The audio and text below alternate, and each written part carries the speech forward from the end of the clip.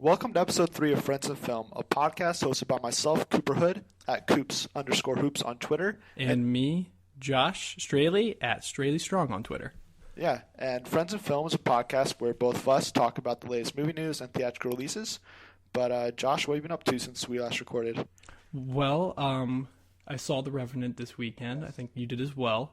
But I want to talk about something really quick here. Before we started recording, you told me that you just saw Jaws for the first time this week. Yes, I did. I watched, just been catching up on some old movies I've never seen before, so I watched Jaws, Jaws 2, and Jaws 3, not in 3D, all for the first time, as well as Catwoman, which is a horrendous movie. You should never watch it. Halle Berry cannot save the movie, even with all of her beauty. Oh, man. It's literally a train wreck, one of the worst movies I've seen. But as far as Jaws goes, yeah, I watched Jaws for the first time this week. I thought it was very well done. I really liked Brody, but he was really the only character I really liked. I didn't really care for the he's like a scientist, and then the random like sailor guy. I didn't really care for them. I was just amazed that it was made in like the 1970s and 1980. 1980 Yeah. is the first Jaws. So I was just amazed that it was PG because the amount of blood and all the shark attacks is astonishing. Of course, yeah. Man, I can't believe that's the first time you've been seeing that. That's like 30 years of subtle television and movie references of inside jokes for that. Yeah, it was just one that flew under the radar. I mean, I never watched it as a kid. I mean, I don't know a lot of parents are like, yeah, when you're 5 years old, let's watch Jaws. Yeah, but no kidding. Yeah, so that's what I've been up to. But on today's episode, we will be discussing our thoughts on The Revenant, a new film by Alejandro Inarritu. We will give our top 5 DiCaprio movies that he's been in. Maybe The Revenant is on those lists. But before we talk about the newest films in theaters, let's recap what's happened in the world of movies over the past week. First off, we're going to talk about a little Deadpool news. The runtime might have been revealed. So a Spanish site affiliated with Deadpool listed the movie at an hour and 46 minutes. Deadpool is led by first-time director Tim Miller and stars Ryan Reynolds as the Merc with the Mouth Deadpool, T.J. Miller, Morena Baccarin, Brianna Hildebrand, and Ed Skrein. Josh, is this too short, too long, or just about right? No, I think it hits the nail on the head. It's not breaking into that 2-hour marathon movie style that we've been getting a lot lately, but it's clearly over that hour 20, hour and a half. So I think that's just a sweet spot for any movie, really, in my opinion. We'll get a great first act, second act, and I'm sure there's going to be plenty of action for all of us to enjoy. How about you? Is that all right with you? Yeah, I mean, I think it sounds perfect. I think Deadpool's going with a new kind of direction that superhero movies haven't gone in, with a lot of comedy aspect in it. I mean, Marvel's done it a little bit, but not. I mean, Deadpool's trailers are trying to make you laugh with everything they show. And you look at a lot of comedies, and they're always under 2 hours, around an hour and a half, hour 45. And then if this is a correct runtime, an hour 46 seems about perfect for what I would expect from a Deadpool movie. Yeah, it doesn't look like there's a whole lot of drama to be had from what we've seen so far. So that's perfect for me. Yeah, and then next, a movie I'm not very excited for. I don't know if you are. No. But Michael Bay is directing Transformers 5. It's official, everybody. The longtime director is returning after making the 4 previous installments and claiming that he was done after 4. He is back. He's been out promoting his recent film, 13 Hours, The Secret Soldiers of Benghazi. And while speaking with Rolling Stone, he confirmed that he will, in fact, direct Transformers 5 with Mark Wahlberg returning to the cast. Are you ready for more models turned actresses, explosions, and some more Bay staples in the next Transformers movie? I can actually honestly admit that I've not seen one Transformers movie to date. Wow. Not one. So I'm a purist because I've always felt that these things were over the top. I mean, from the get-go, I'm like, when I think it's all the first Transformers trailer, I'm like, oh yeah, cool. A cartoon turned live action, but I never was compelled to see it. I'm just kind of surprised though that Bay's actually coming back to this. Because when you see the trailers for 13 Hours and you see the very the high drama that it's taking. I'm surprised Bay is kind of coming back to the more sci-fi, explosion-based parts of his past. I mean, I never didn't know if I believed him when he said he was done after 4, but I just thought, I'm like, well, this new Benghazi film's got him moving in a different direction. I'm just kind of surprised that he'd want to, in my opinion, take a step back from the storytelling. How about you? I mean, I am not looking forward to this. I very much so stayed away from Transformers 4 in theaters and only watched it because one day I got on Netflix and it was right there at the headlines, and I was like, I've seen the first 3. Let's see what this one's all about. And it is. I didn't think it was terrible. Like a lot of fans and critics thought. I thought it was a big step down from what the first 3 Transformers movies were. I think the first one is an enjoyable movie. Third one is enjoyable in an action sense, where it is some very cool set pieces. But I mean, story wise, it's meh. And the 2 wasn't a big fan of. But this one, I was ready for somebody else to take a shot at Transformers and see what they could do with the franchise. I mean, doing 5 of the same movies, and they had a writing room where they brought in all these different, well-respected writers to try and make a great script, but that's not going to mean anything with Michael Bay still at the helm, because he's just going to do whatever the heck he wants. Yeah, he seems to be a very overarching figure when it comes to production. I mean, you can always tell when he's been involved in a film, I think, just by how overdone some of the special effects appear to be. But yeah, I mean, and I like Michael Bay as a director outside of some of the Transformers movies, like The Island with Scarlett Johansson. I think it's Ewan McGregor is the other co-star. I very much enjoy that movie. I wasn't a big fan of Pain and Gain, but I am looking forward to 13 Hours, see what he brings to that. But yeah, it's hard to really get excited for more Bay and Transformers movies. yeah, and Verdict, not a fan, not excited. What else do we got? Next up, we got Christopher Waltz possibly returning for not 1, but 2 Bond movies.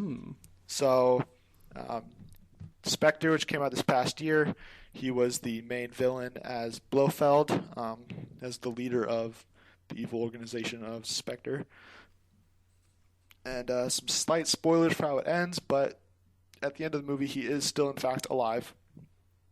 But he has been handed over to the authorities, and now the Mirror is reporting that Waltz is signed on for the next 2 Bond films, Bond 25 and 26, but he will only appear if Daniel Craig reprises his role as James Bond. Ew.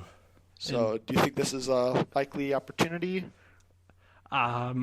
If we're taking Daniel Craig's words for what they were, I think it's very unlikely that Christopher Waltz will be back. I think it was Craig in the British Time Outs magazine. He said that he'd rather slit his wrist than play Bond again, and those are those are some pretty strong words to say about not returning as a film. I mean, were you surprised to hear him say that? That for him to be returning, or just that he would rather slit his wrist than do it in a Bond movie? He's done 3, right, or just 4? Spectre was 4, I think.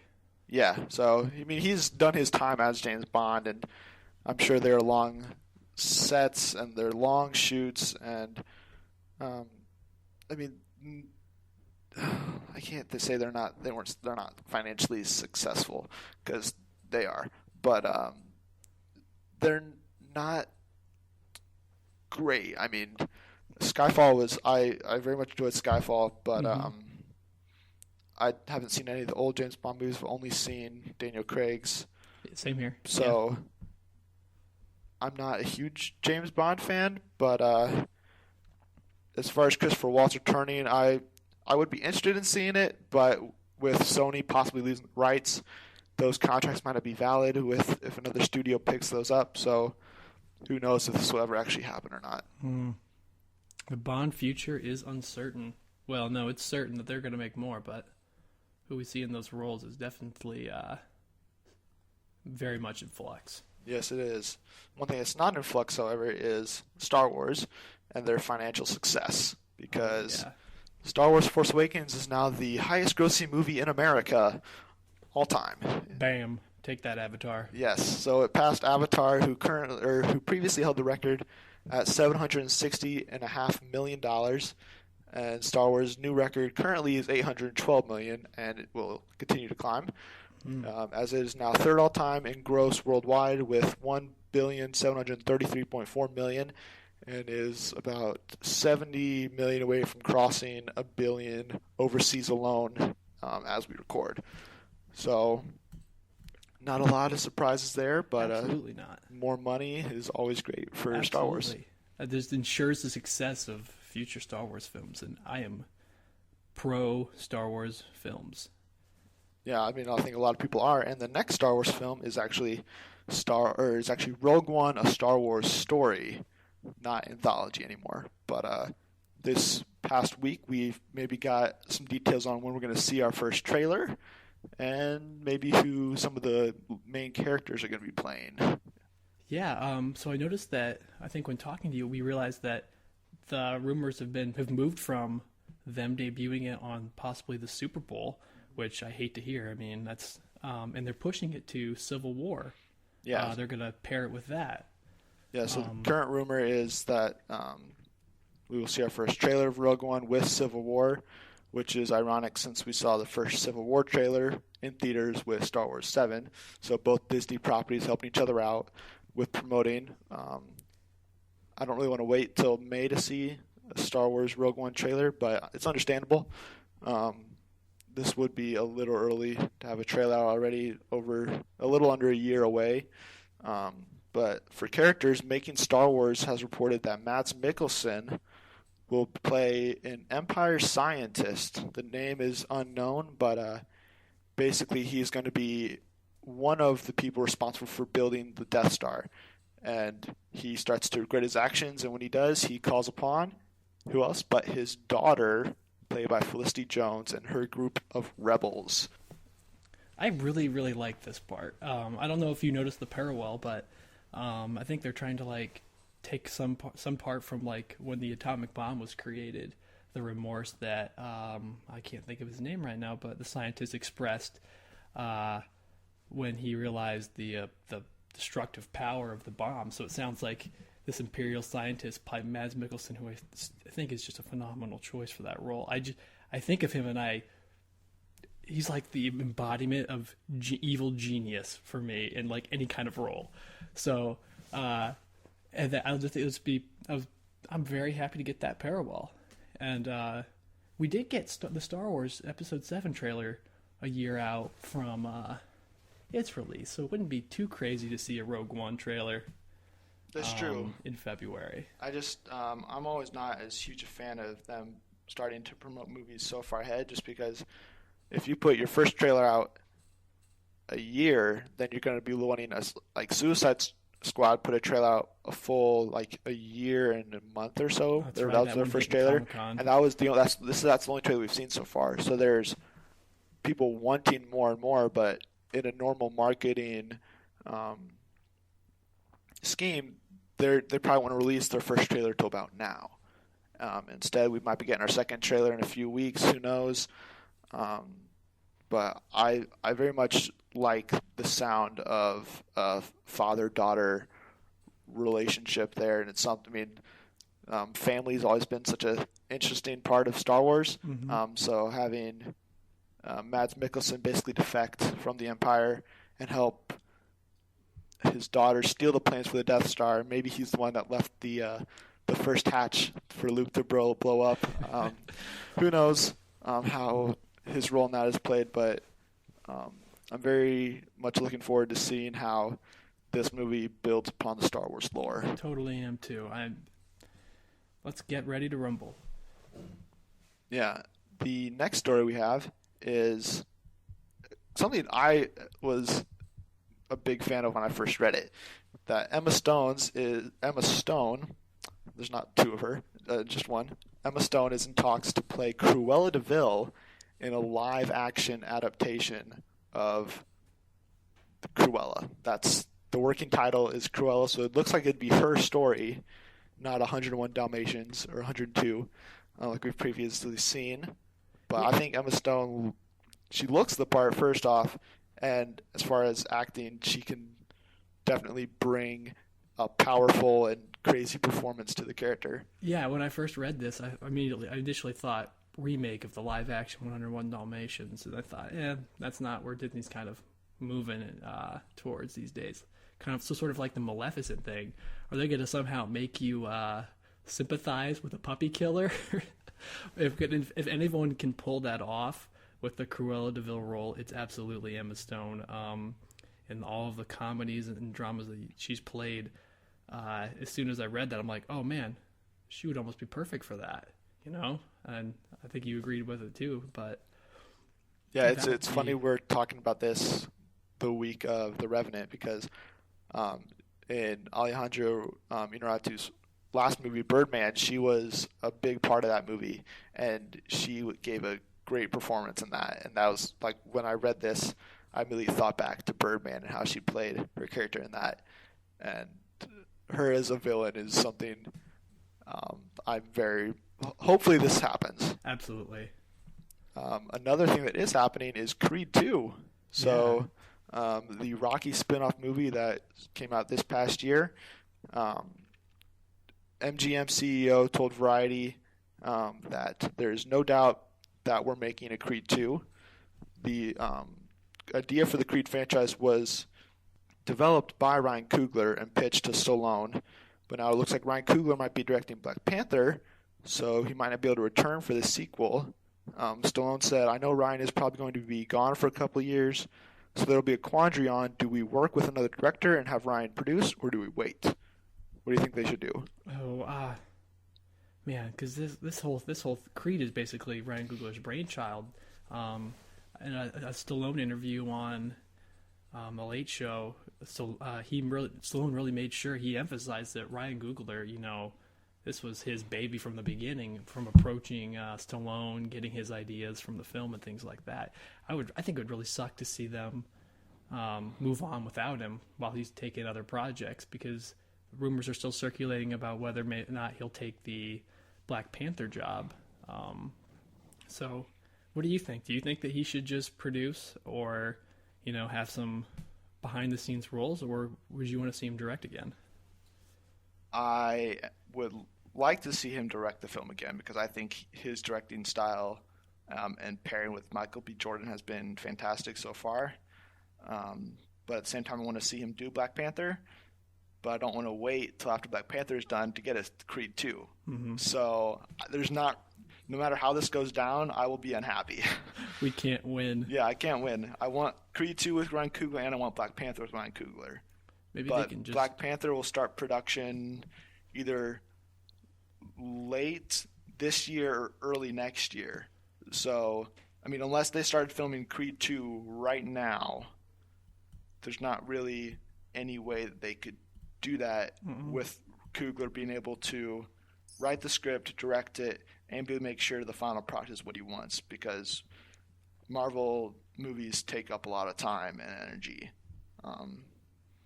So I would like to see him back. I don't think it'll happen. So I don't know who I would like to see to come on and direct, but as long as they keep the same kind of flavor that Coogler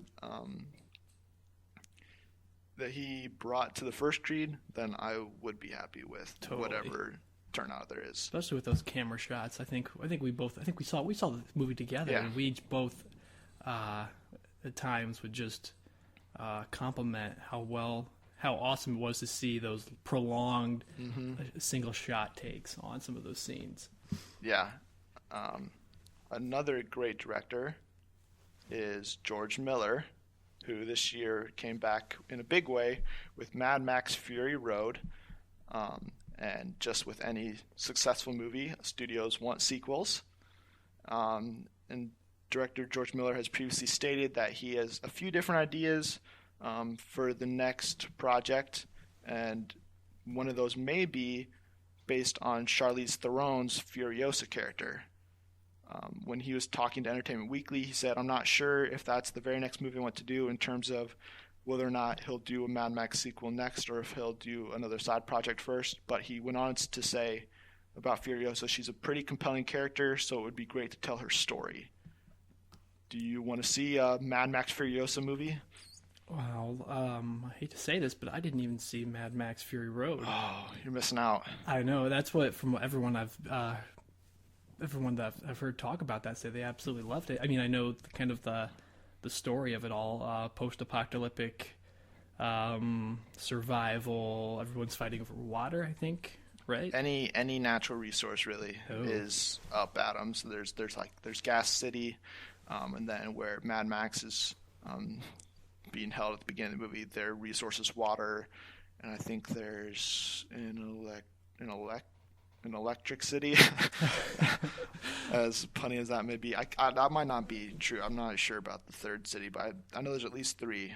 Okay, well, did you think that the Furiosa character was someone that you wanted to see maybe get a spinoff, or do you want them to still follow with the whole Tom Hardy Mad Max plot? I was more a fan of Charlize Theron than I was Tom Hardy in Mad Max. I thought she stole the whole movie. Like, I wanted her to have an Oscar nomination for how great she was in that movie, and it's one of my favorite movies of the year. And when we eventually explain and show our top 10 lists of the movies of 2015, you can guarantee that Mad Max will be on my list. Yeah, someone told me that Tom Hardy speaks 5 times and then just grunts his way through the rest of the film. Yeah, is that accurate? Pretty much. He doesn't do a lot of talking, but I mean, Theron is outstanding in the whole movie and really brings it along and keeps you captivated, even though George Miller does also a great job with just visually keeping you interested in the movie with how he shoots it. But yeah, I hope that they get more Furiosa in the Mad Max movies, and hopefully her own standalone movie at some point in the near future. Another movie that I know we're going pretty long on news, but it was a pretty busy week, so we're almost done though. Just got 2 more short stories, and this one is very close to your heart, one that you're pretty much excited about.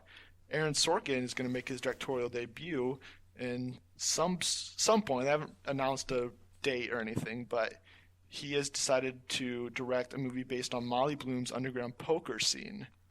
I am so excited for this. Aaron Sorkin, any film he does, any project he's on, The Social Network, Moneyball, he wrote A Few Good Men, and also West Wing and The Newsroom. Anything the man has written, I just love. Everything is compelling. It's drama to the highest degree. To know that he is going to make his directorial debut on Molly's Game, which is based on the underground high stakes poker memoirs of Molly Bloom, where she's hosting poker games for Hollywood's multimillionaires. Everything about this project has just got me excited. I don't know about you. Sorkin, when researching this, I didn't realize he had written Moneyball, but that is one of my favorite movies of all time. I absolutely love Moneyball. And I love poker movies. So him doing a poker movie about the underground scene and the celebrities that get involved with it, I mean, it sounds really interesting, and hopefully, it will be done in a very nice way. The project just has his name written all over it, and I know we don't have a lot more information to talk about it, but let's move on. It just makes me so happy to hear that. You're just in awe of the project. Our very last bit of news here is going to be pretty brief, but a new poster for The Jungle Book came out, directed by Jon Favreau, produced by Disney. It showcases all the characters. Were you a fan of the big poster? It was like a 3-piece set. Yeah, I think I said this in our last podcast that this film just looks beautiful. Mm-hmm. And knowing it's all CGI is crazy to think about. And just them putting up the artwork, showing off all the characters that they've created and the scenes. It looks absolutely fantastic. How about you? Yeah, I mean, if you've listened to our previous podcasts, you know that I'm excited for this movie. And the poster only further did that. Even though it doesn't show anything, just visually, it looks exactly how I want it to look. And I think I'm a big fan of Jon Favreau, so whatever his spin's going to be on this tale, I'm very much excited for. But yeah, I mean, it's a poster, so it's not a lot to go on. If only it was that GIF poster that Star Wars posted out, then we could talk about all the sweet action that it's got. Yes. But one movie with plenty of action just came out this week with The Revenant, and that'll be our movie we'll be reviewing today for the next couple of minutes here. This is the second big picture movie done by director Alejandro Inarritu. Stars Leonardo DiCaprio, Tom Hardy, Donald Gleason, and Will Poulter, the four main characters. And this plot is centered around DiCaprio's Hugh Glass, who goes on this revenge tale, and it's revenge and survival in the 1820s, based on fur trade and land and just a whole bunch of stuff. Lots of frontiersmanship. Yeah. So we're gonna go through our general thoughts, give our rating on how many Leonardo grunts we would give it out of 5. So Josh, what did you think of The Revenant? Well, I think I texted you my one-word review just because I wanted to kind of what was that again? It was hopeless. Yes. And the entire movie, you get this sense of the last movies that I've been seeing have been The Hateful Eight, Star Wars, Creed, and then I went on a binge watch of all these Quentin Tarantino movies, and there was a lot of witty banter and some lighthearted jokes and things like that. So throughout this movie, I was watching it, and I realized, oh, there's none of that in this. This is all, cold, hard reality in a sense. There was nobody made a joke. I don't think anyone ever smiles in the film, except for maybe some flashbacks. But from the very first Indian raid or Native American raid, there's people are just getting speared and arrowed, and then when DiCaprio eventually gets mauled by a bear, I covered my eyes again just because I was like, oh man, I can't take that. Just the thought of getting eaten alive by a bear was just so gruesome to me. Did you ever have that sense where you're just like, that was basically my reaction. The whole movie was, I gave you my one-word reaction was vicious, and right from the start, as you're talking about the Native American battle, I mean, there's people getting arrows shot through their heads. There's Leonardo DiCaprio's on the ground. He's carrying dead people everywhere. And then the bear fight is just, it's hard to watch. But it was, I couldn't not watch it just because I was wondering the whole time, how did they do this without a real bear? Because, he's having clothes ripped off, flesh torn, and the aftermath of the battle is one of the most uncomfortable things I've ever. Leonardo DiCaprio looks like he's dead. He is just, his back, they take off the back of his shirt and it's just ripped apart. Props to the makeup department for that. Holy cow. It was the best blood and mauled flesh I've ever seen in a film ever. All zombie movies included. Oh man. Did you have any other thoughts you wanted to give for your rating? Just as an overall general feel, I thought that the acting and the scenery and all of that was fantastic. Excluding, maybe the parts that made me queasy. It's a great movie. And I guess Inarritu used only natural lighting on filming, which I guess made the production a nightmare for everyone. But you can really tell that everything looks so real, but it gives you a sense of calm when he shows you the scenes, and then just steals that away from you right from the get-go by DiCaprio's basically half-dead character moving across the screen. And yeah, those are my thoughts, really. So your rating out of 5 Leonardo DiCaprio screams? I give it 4 Leonardo DiCaprio grunts or screams. How about you? I would also give it 4 grunts. I thought it was beautiful. I mean, right from the very beginning, there's the long single take tracking shot, but it going through down the stream. This is not spoilers, but I mean, that's just kind of the way Inarritu kind of just directs the whole movie. Is just these long single take shots that are nothing's happening. It's just people walking down a river, but I was like, wow. I was in the moment. It makes you feel like you're there. And I'd had a friend tell me that he wanted to do a 15-minute tracking shot at one point. So I was like I was kind of waiting for that the whole movie and kind of like keeping track of cuts. And I mean, the beginning of the movie is probably 2 minutes or so, but just a single take of men walking through the river and panning and shifting, and then the Indian attack is very long. So I really liked his directorial style there with the camera work, making the shots very long and complicated.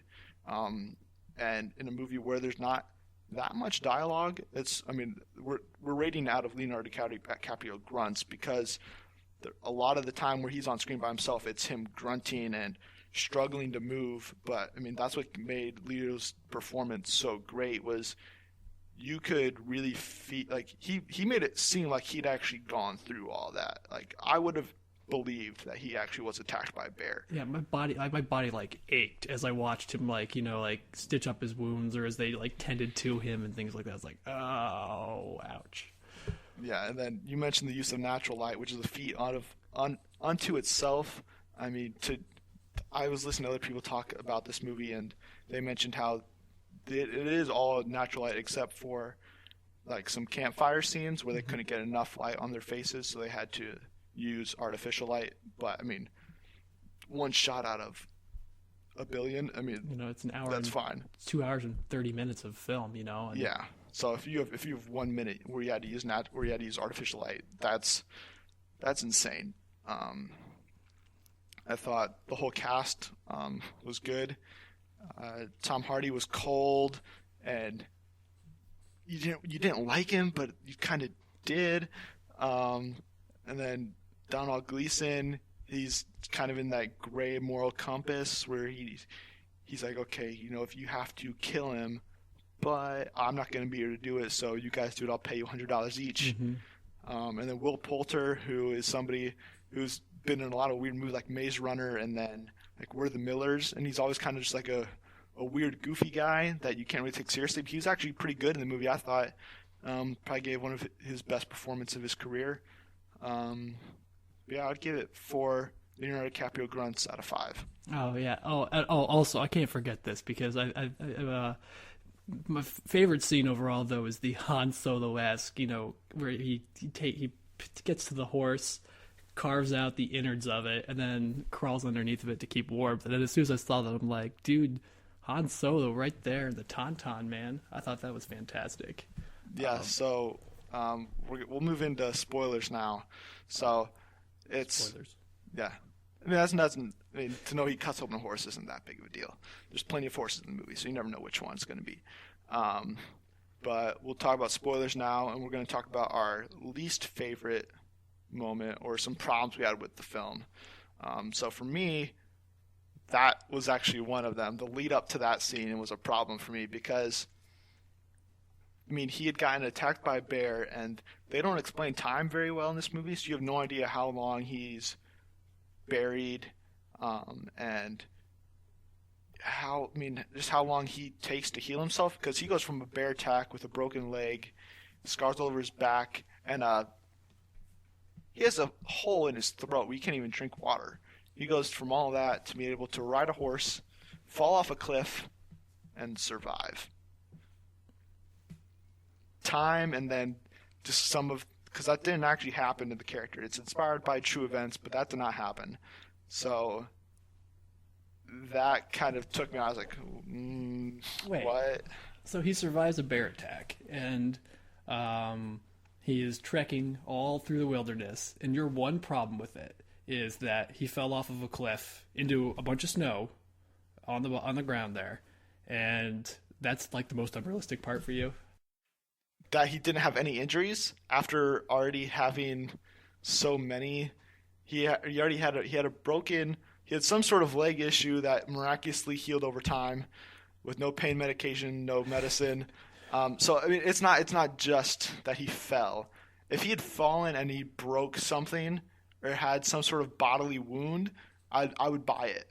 But the fact that he fell, the horse is dead on the spot, and then Forgot about he is just like, I'm just gonna have to grunt a little bit and crawl over and then gut it, and then he's fine. Then he stands up and crawls inside. You just got me thinking about that. That horse is missing legs left and right when it's on the ground there. Yeah, I forgot about that. It's right when he goes to cut it, it's already bloody and it's dead, and so that was not explaining how long. Because I mean, it could have been a 3-month journey for him to go from where he was initially attacked to returning back home, but it seemed like it was like a week at most. And that's not enough time for a body to heal, especially in the 1800s. Yeah, I was saying without a cast or any other kind of rehabilitation.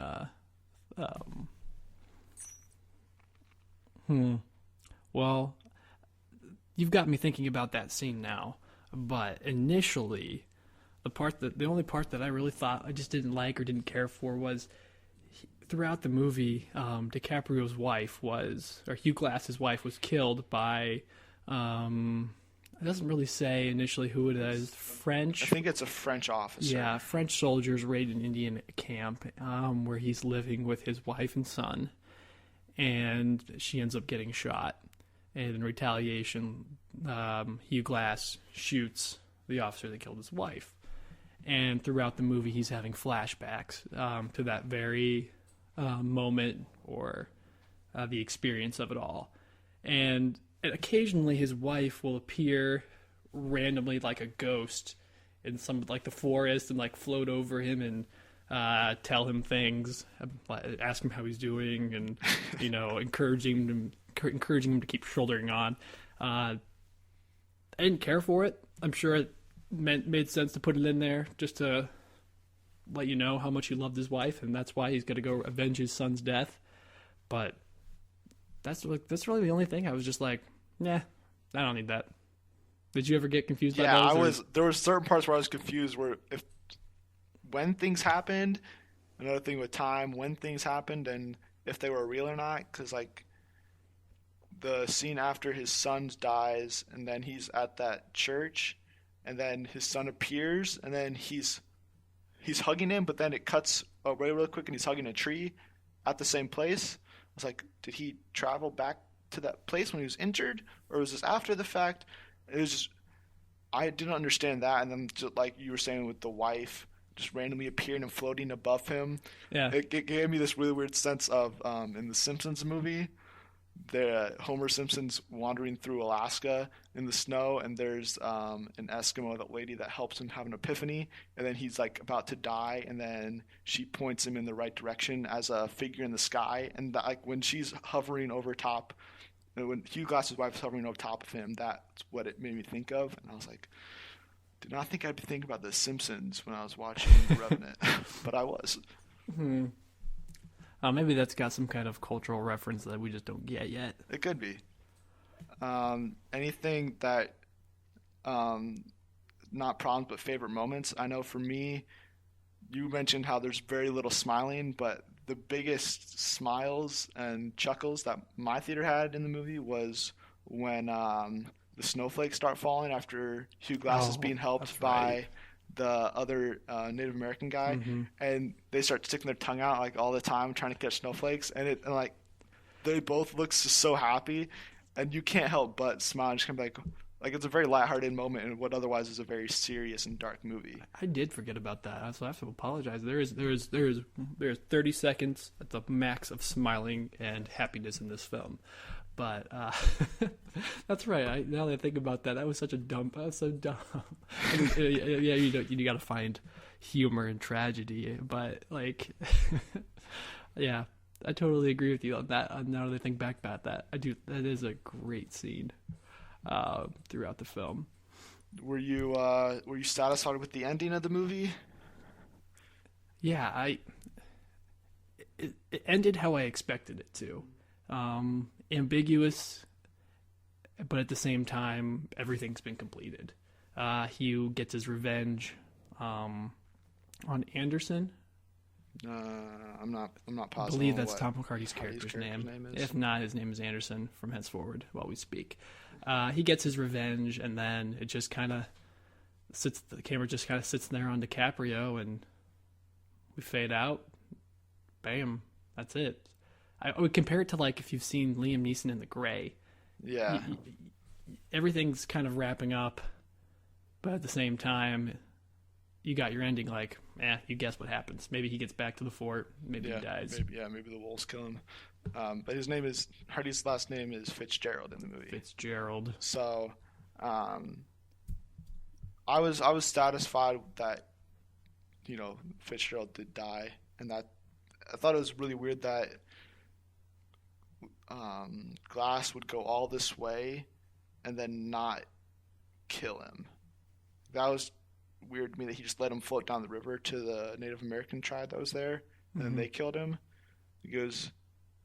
He's like, I'll let the gods decide, or something similar to that, and then have the Native Americans kill him was really weird. Like, I don't know if he's symbolizing something that, like, maybe he's like trying to say like, well, hey, you left me for dead, half dead, and I survived, so here, I'll stab you a couple times, float you down the river and see if you survive. Maybe that's what it was. And then sure enough, like, good karma or whatever, the Indians that he had helped earlier, the Indian girl that he had helped, the Native American woman that he helps, is like there with her caravan of people, and they're like, man, stab him and then throw him down the river again. Yeah, so that was something that was kind of, it was a weird thing to end with. And then I know I saw it with a big group of casual moviegoers, and they were all kind of disappointed in the fact that they thought the action scenes were excellent, but that they were really quick and short, and then in between there is a lot of walking and silence and grunting and campfires, and there's not a lot that goes on between the fights. Like, between the Indian fight and then the bear fight, nothing really happens besides them walking. And then between that and the end, is there only 3 fights in that movie? There's only I think there's 4 technically if you count the time that oh wow, there's not a whole lot of action at all. But yeah, so between the bear and then the final fight, there's not a lot that actually happens. That's it's visually interesting, I thought, and then following the characters, I thought it was well done. But for other people, I know that was a problem for them, was that it dragged for the last hour and a half, basically. Absolutely. And anymore, that doesn't bother me because I'm starting to, I can appreciate other aspects of the movie other than, people getting shot at or speared. But so if you gave it 4 out of 5 grunts, where does this rank in the overarching sphere of Leonardo DiCaprio's prestigious film career? Yeah, so we're going to do our top 5 Leonardo DiCaprio movies. And this one just missed the list. Ooh. Currently. It was close between that and Titanic for me. But I've seen each of them only one time ever. But I think Leo gives a better performance in Titanic as just the charming, do whatever it takes kind of kid that he is. And then, so that's 5 for me. 4 is Shutter Island, where he is mentally insane. Or is he? Yeah, or is he? You don't know, and that's what makes it so crazy. So like that one is just, oh man, that one's crazy to watch, and I love watching it.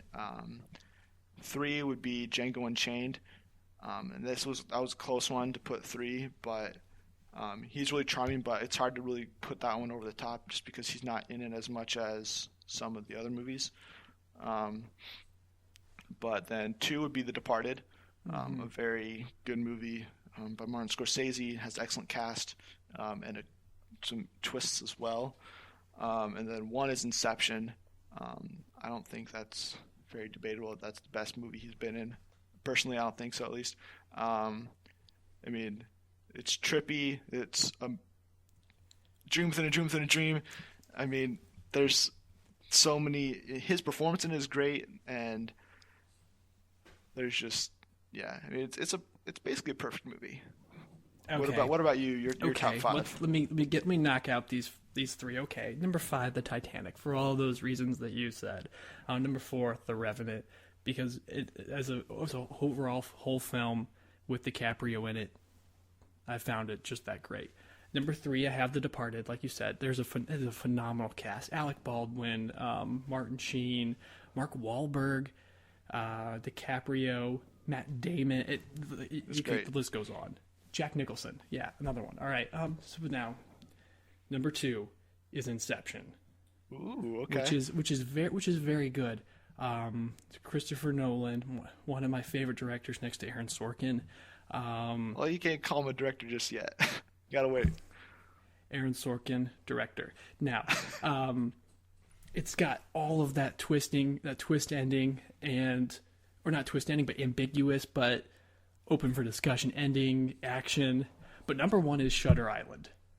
And I cannot believe that's so low on your list. It's so good in the themes that it represents. DiCaprio, as he progresses through that movie, you can just tell he gets that much more unhinged as he moves through until it gets to the end where you're like, oh man, I don't trust DiCaprio anymore. Mm-hmm. He went from being the seasick, no nonsense inspector officer to, oh, this guy is insane. But then you think about all the evidence and everything that he just went through, and you're like, well, no, he can't be insane. And then the movie's just like, well, you get to decide. Is it better to die thinking you're a hero or live as a monster? And that last line that he gives before walking off to basically, well, it seems to be his death, his execution. Yeah, I just love that. That's my favorite. I mean, you raise good points with that for sure. I can't argue with it. I think that one could overtake Django, but I think Departed probably still the better movie. So it could be 3. It's very close between 3 and 4.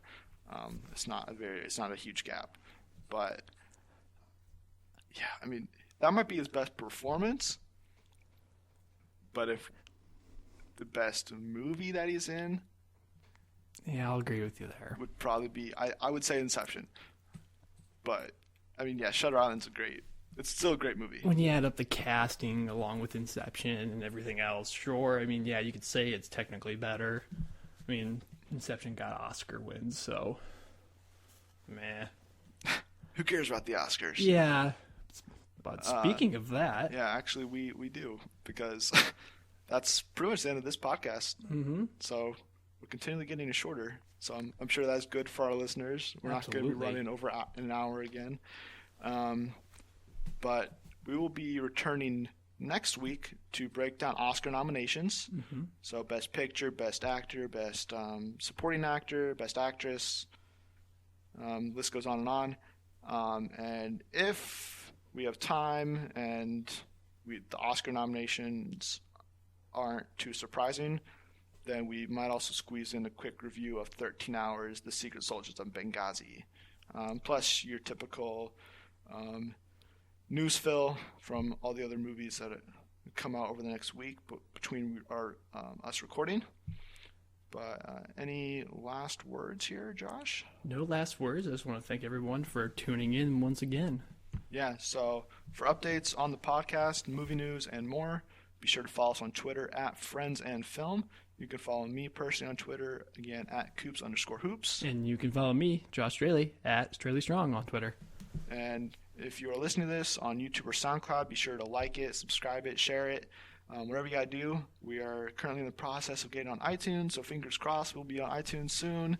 But until then, thank you again for listening, everybody. And hopefully you enjoyed it. And we'll see you we won't see you, but you'll be listening to us hopefully again in a week or so. But until then, have a great day, everybody, and watch the movies, why don't you?